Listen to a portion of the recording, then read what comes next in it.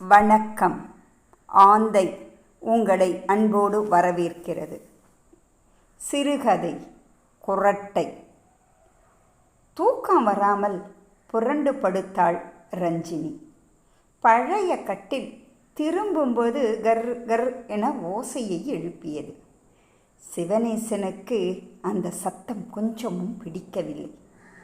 ஏ ரஞ்சி, சத்தமிடாமல் படுத்து உறங்கு என ஏசினான். படக்கென எழுந்து உட்கார்ந்தவள், நரகாசமாயிருந்தா எழுந்து கொள்ளையில் படுங்க. 30 வருஷமாக நீங்கள் எழுப்புற கொரட்டைய சகிச்சுக்கிட்டு தூங்கலை? அப்போ ஒத்த வார்த்தையை பேசியிருப்பேனா? கேட்குறாரு பாரு கேள்வி என வெடுக்கென வெகுண்டாள். ஏய், என்ன திமிருடி? உன் மக வீட்டுக்கு போயிட்டு வந்த தெம்பா? கொள்ளையில் போய் படுக்கணுமா? எவ்வளவு தனவாட்டுடி! பேசாமல் படுத்தா படுங்க, இல்லைன்னா என்ன என்ற வார்த்தையை எடுத்து கொடுத்தான் சிவனேசன். என்ன பண்ணுவவ? எழுந்து உங்கள் அக்கா ராகினி வீட்டுக்கு போய் படுத்துக்குவேன். அவ்வளவு தூரம் பேச்சு நீளுதோ? எந்திரடி! விசுக்கென எழுந்த ரஞ்சனி வாசக்கதவை திறந்து விடுவிடுவென சாலையில் நடக்கத் தொடங்கினாள். அவளின் அசாத்திய தைரியம் கண்டு வியந்து போய் நின்று விட்டான்.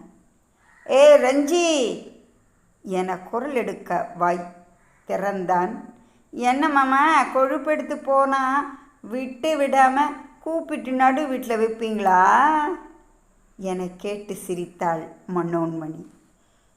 என் புருஷனும் கூடிச்சு கூத்தடிக்கிறான், நான் ஒத்து போகலை இதுக்கு. மனோன்மணி, கிளம்பு, உன்றன் புருஷன் வர்றத நேரம் பார்த்தா தப்பாக பேச போகிறான், போ பிள்ளை. எதுக்கு மாமா பயப்படுற?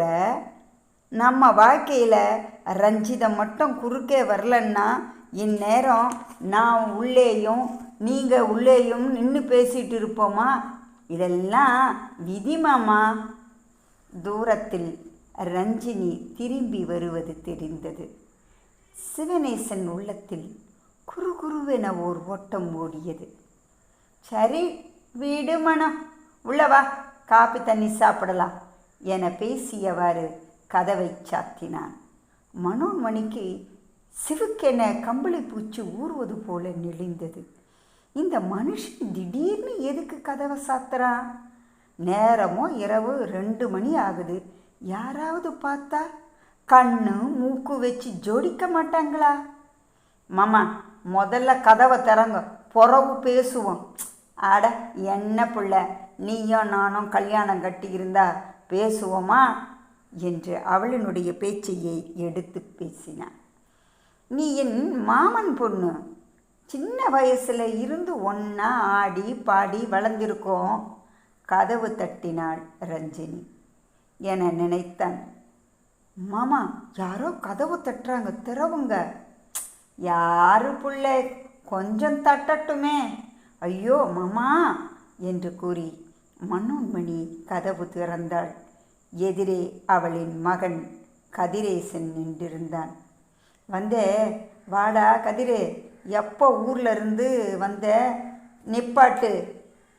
அப்பாவை அப்படியே விட்டுட்டு இந்த பாட்டி வீட்டில் என்ன வேலை? அதுவும் பெரியம்மா வேற இல்லை, நீயும் சிவனேசம்.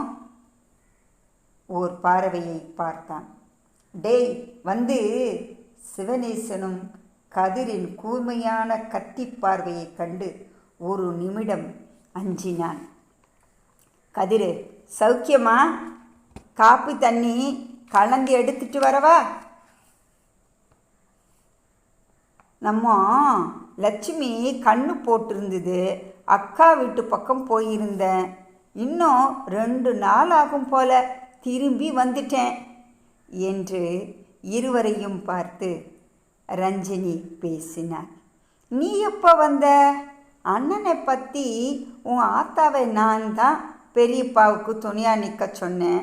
வயசாகுது இல்லையா, கொஞ்ச நேரம் போனாலும் துணைக்கு ஆள் வைக்கணும் என்று பெருமூச்சு இழுத்து விட்டாள். இருவருக்கும் நிம்மதி பிறந்தது. சின்ன பயல் முன்னால் தலை குனிஞ்சு குறு குறு நிற்பது எவ்வளவு கஷ்டம். ஓரக்கண்ணால் இருவரையும் நோட்டமிட்டாள்.